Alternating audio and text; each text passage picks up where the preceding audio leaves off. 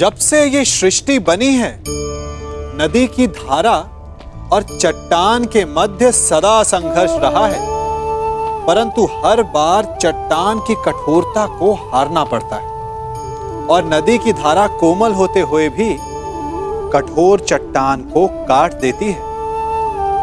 कभी सोचा है क्यों चट्टान इतनी कठोर और जल इतना कोमल, चट्टान इतनी दृढ़ और जल इतना लचीला, फिर भी सदा जल कठोर चट्टानों के मध्य से अपना मार्ग बना ही लेती है? कारण केवल एक है और वो है लगातार चलने की क्षमता। जल बढ़ता रहता है, चट्टान अडिग रहती है। इसी कारण जल चट्टान को काटकर मार्ग बना लेता है। इसलिए लगातार चलते रहिए, रुकिए मत, क्योंकि चट्टान जैसी हर समस्या को आप भी जल की तरह काट सकते हैं।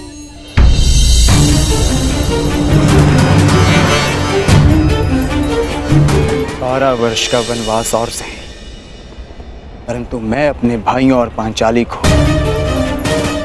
निर्बल नहीं होने दूंगा।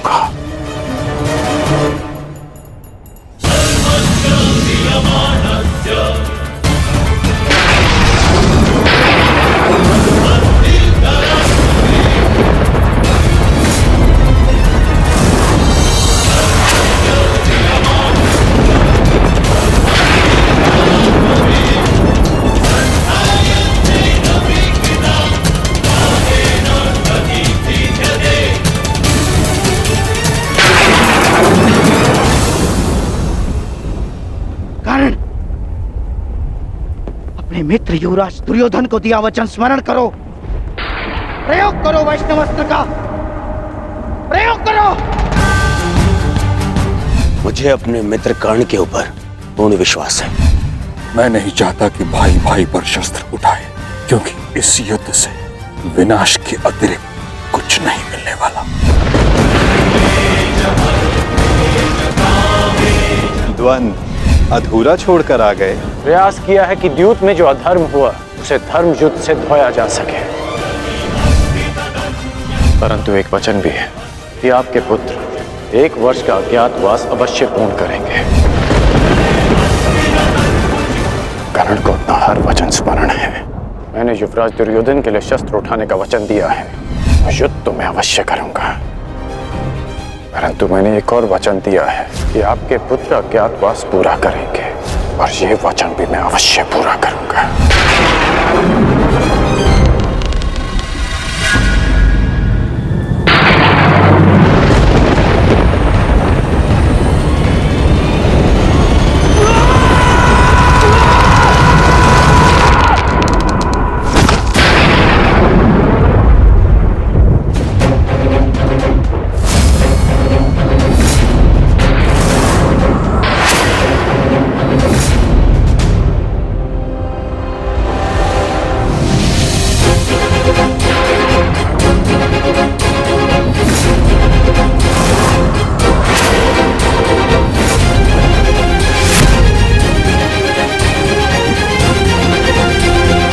धनुष की प्रत्यंचा टूट गई है बृहन्नला। पता नहीं कौन सी शक्ति है जो तुम्हारी सुरक्षा कर रही है, परंतु ये राधेकर्ण उस शक्ति के समक्ष अपनी पराजय स्वीकार करता है।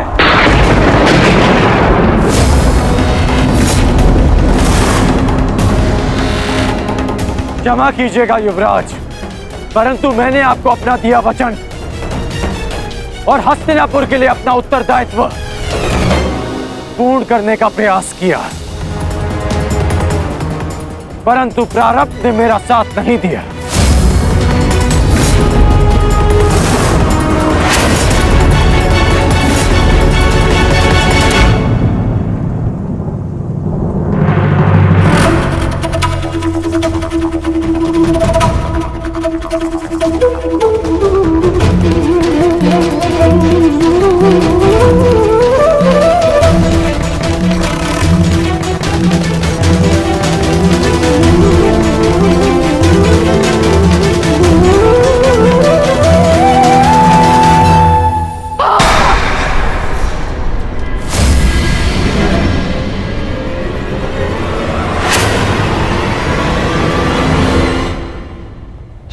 सब सब व्यर्थ गया।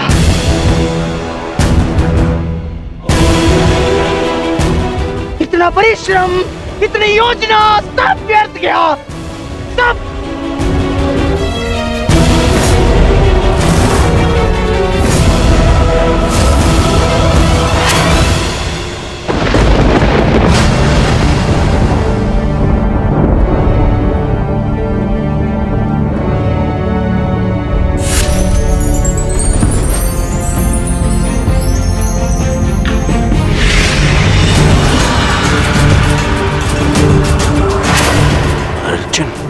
अर्जुन, अर्जुन,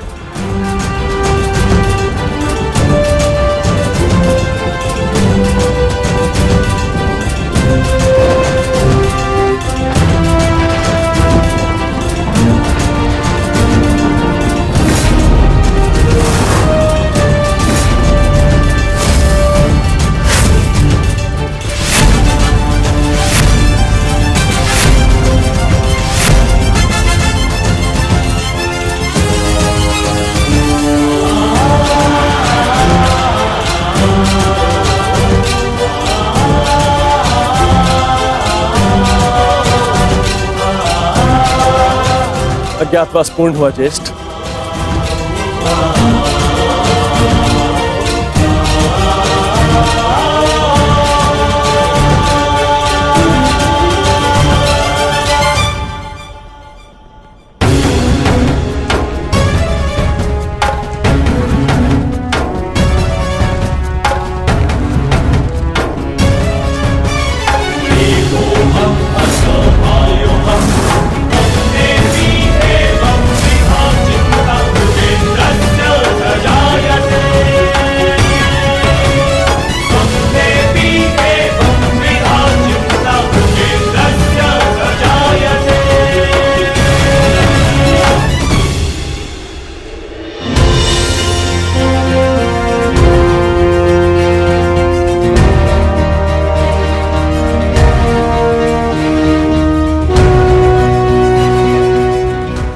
के अनुसार हमने 12 वर्ष का वनवास और 1 वर्ष का अज्ञातवास पूर्ण कर लिया है पितामह।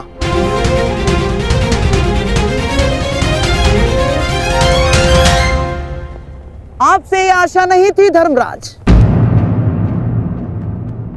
कि आप असत्य भाषण करेंगे।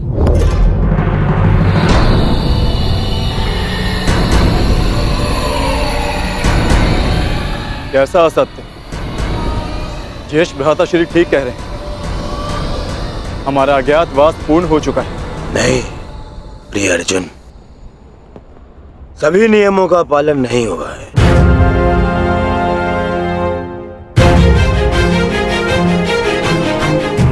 कैसे नहीं हुआ? 13वें वर्ष में हमें कोई पहचान ना सके, यही नियम था। हाँ,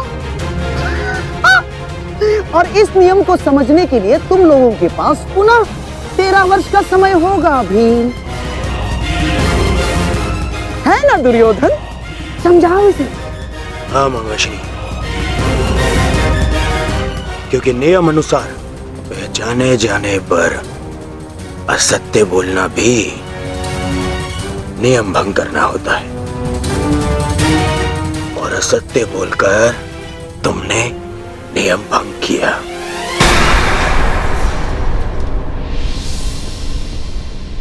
क्या सत्य कहा हमने? अपने अनुज से पूछो युधिष्ठिर। क्यों अर्जुन, जब मैंने तुमसे तुम्हारा परिचय पूछा तो क्या कहा था तुमने? बृहनिल्ला, बृहनिल्ला नाम है मेरा। आचार्य द्रोण पितामह भीष्म के समक्ष, पूरी कौरव सेना के समक्ष अर्जुन ने असत्य कहा था। अपना नाम बृहनिल्ला बताया था, अपने आप को किन्नर बताया था।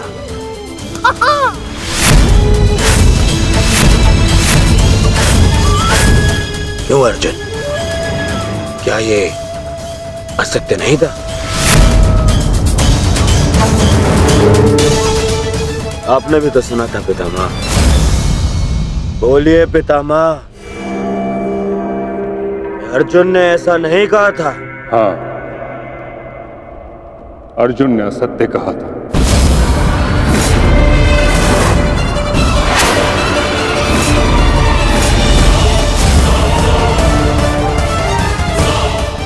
और अर्जुन ने अपना नाम बृहन्नला बताया था, और वही बृहन्नला अर्जुन बन के सामने खड़ा है।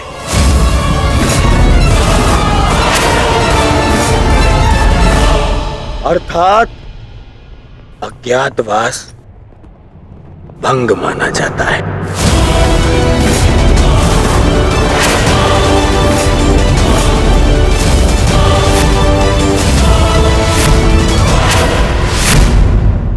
जाओ पांडवों, वापस वन में जाओ और योजना बनाओ कि अगली बार 12 वर्ष के पश्चात अज्ञातवास में कैसे पकड़े ना जाओ।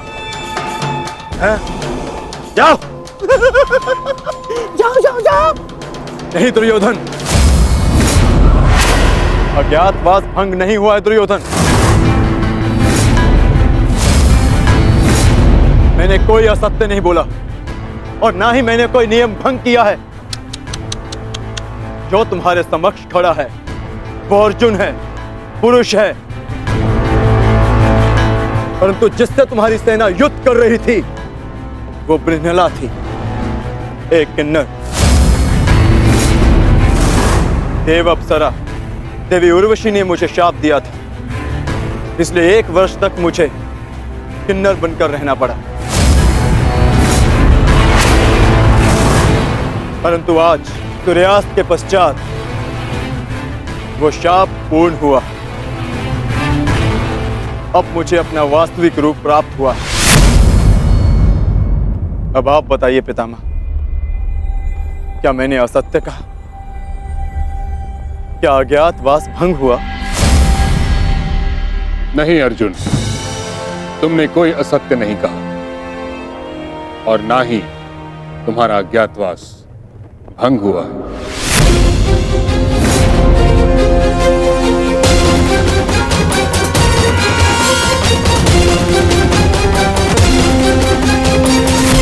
परंतु मैंने इसे पहचान लिया था पितामह। नहीं दुर्योधन, तुमने पहचाना नहीं था। तुम्हें आभास हुआ था कि ऐसा बाण केवल अर्जुन चला सकता है। यदि तुम्हें विश्वास होता तो तुम अंगराज से वैष्णवास्त्र का संधान करने को नहीं कहते। इसलिए मौन रहो। मैं ये घोषणा करता हूं कि पांडवों का अज्ञातवास सफलतापूर्वक पूर्ण हुआ।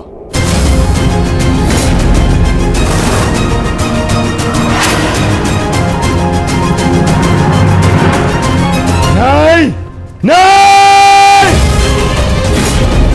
नहीं मानता मैं। नहीं इनका अज्ञातवास पूर्ण हुआ है और न ही मैंने इनका राज्य लौटाऊंगा। अब जो भी निर्णय होगा वो युद्ध से होगा। हम पुनः अवश्य मिलेंगे युधिष्ठिर, रणभूमि में। स्मरण रखना दुर्योधन, हमने कभी युद्ध नहीं चाहा था। तुमने हमें इस युद्ध में धकेला है और अब यदि आर्यव्रत के भाग्य में युद्ध ही है तो ठीक है, जो युद्ध होगा अवश्य होगा। यदि न्याय और नीति के लिए हम वनवास भोग सकते हैं तो न्याय की स्थापना के लिए हम युद्ध भी अवश्य कर सकते हैं।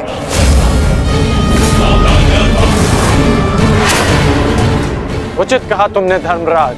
युद्ध होना निश्चित है जिसे कोई नहीं रोक सकता।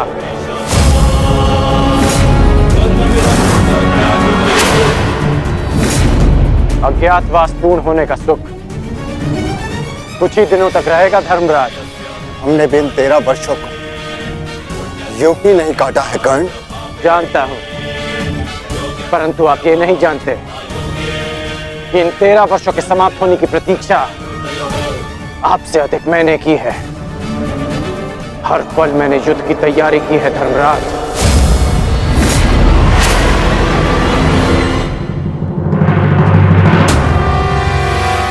स्मरण रखना अर्जुन, अगली बार ना मेरी प्रत्यंचा टूटेगी और ना ही सूर्यास्त तुम्हें बचा पाएगा। तुम भी स्मरण रखना, अगली बार वैष्णव अस्त्र का उत्तर पशुपतास्त्र से मिलेगा।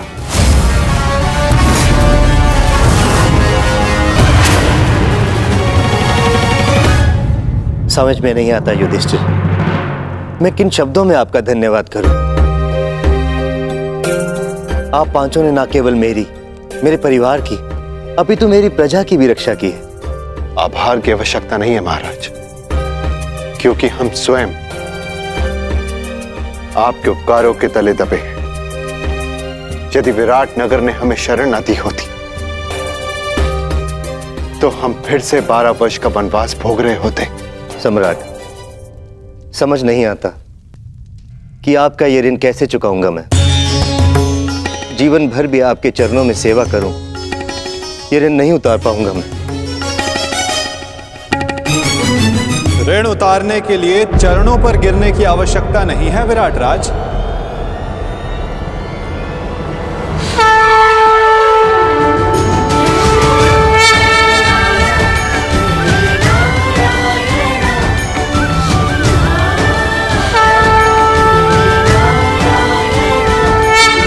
वासुदेव,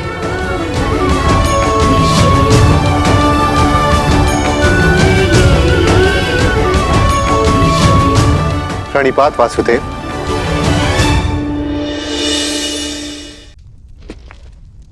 आपकी समस्या है कि आप पांडवों का ऋण कैसे चुकाएं, और उस समस्या का हल मेरे पास है विराट राज। तो आप ही बताइए वासुदेव, इस ऋण से कैसे मुक्त हो सकता हूं? क्या करूं कि ये मेरा मंतव्य पूर्ण हो? पांडवों का अज्ञातवास पूर्ण हुआ कैसे? कैसे? इसका अर्थ जानते हो शकुनी? इसका अर्थ यह है कि पांडव लौटेंगे और अपना अधिकार मांगेंगे।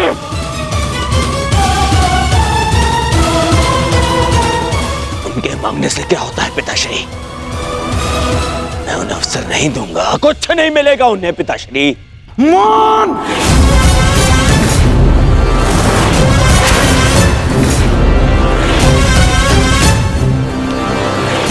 मान रहो दुर्योधन, मान।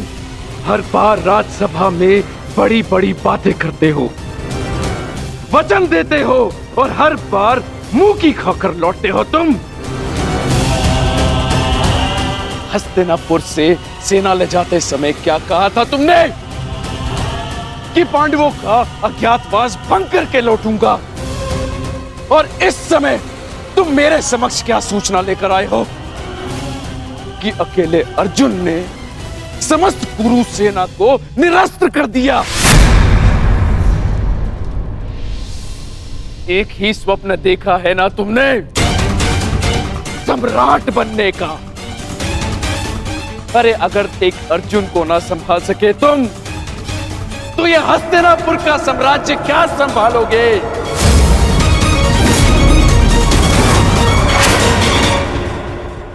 महाराज की जय हो। महाराज, विराटनगर से आपके लिए संदेश आया है।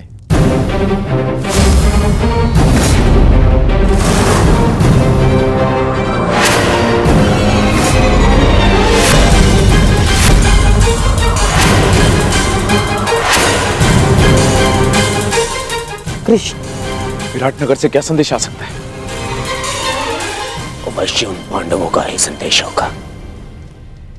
युद्ध की चेतावनी भेजी होगी उन्होंने।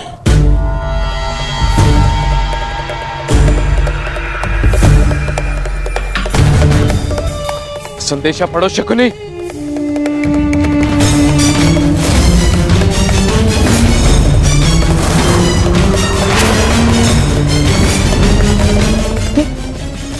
कैसे हो सकता है? क्या लिखा है इसमें मामा श्री? ये नहीं हो सकता दुर्योधन।